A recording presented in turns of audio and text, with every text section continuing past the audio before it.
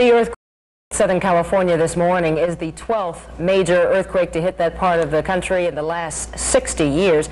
Nancy Hart is here to talk about one of the buildings in downtown Los Angeles that's withstood them all on Hart of the Mid-South today. That's right. It is ironic.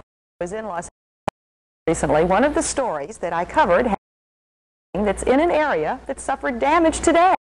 But this building was built of reinforced concrete in 1927, built with earthquakes in mind.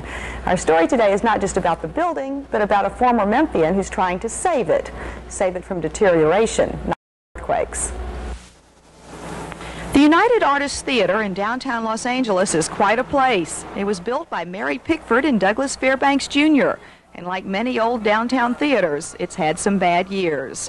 However, if you'll look at all these people standing in line to buy tickets for a fundraiser to save this theater, you might have a flash saving the Orpheum in Memphis. And if you'll look at the guy who's head of the fundraiser, another flashback. Hillsman Wright was one of the prime movers in the fight to save the Memphis Orpheum. Now he's living in Los Angeles, and he's doing it again. There's some very interesting parallels between what happened at the Orpheum and what's happening here. The Los Angeles Conservancy, which is the LA equivalent to Memphis Heritage, is sponsoring a 4-night series in 4 of the historic theaters. We didn't know what to expect. This is the 3rd week. We've had sold-out houses every time. And much like the Orpheum, the community is responding and saying, we want to save these theaters. So it's very exciting for us. There are actually 12 theaters Wright's group is trying to save, all on Broadway in Los Angeles. This night, the entertainment begins with a little history from Wright. We have 15 theaters here. We believe they all should be saved. They're within a close walk of each other. Most of them are adaptable for live performances. And we think if the right buttons are pushed and the community continues to respond the way that it has, that we could have a theater district in downtown Los Angeles that would rival Times Square.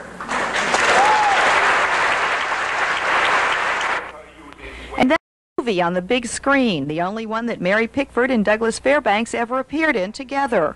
For Wright, this volunteer work made the move to Los Angeles go much more easily. I did a consulting work in the opera and staged a few festivals for in May, and I really felt that I decided I'd kind of run out of historic theaters in Memphis with the loss of the Palace.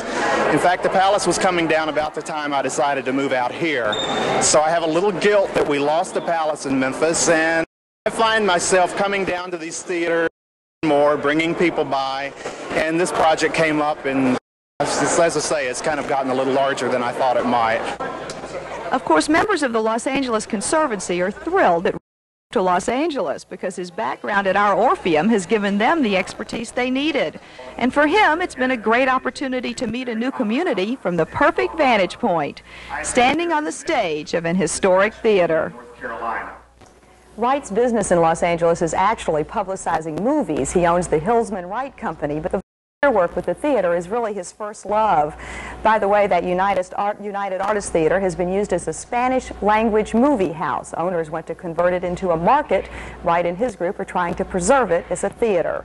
Now tomorrow at 5 we'll return to the Mid-South Airport, but Monday at 5 you will meet the Ginger Snaps, and I've never seen a group of chorus girls like this. I can't wait. And tonight at 10, the first of 2 parts with Betty White. All right, the Golden Girl. Right. That should be exciting. Well, I hope that Hillsman Wright has a lot of success if past his education.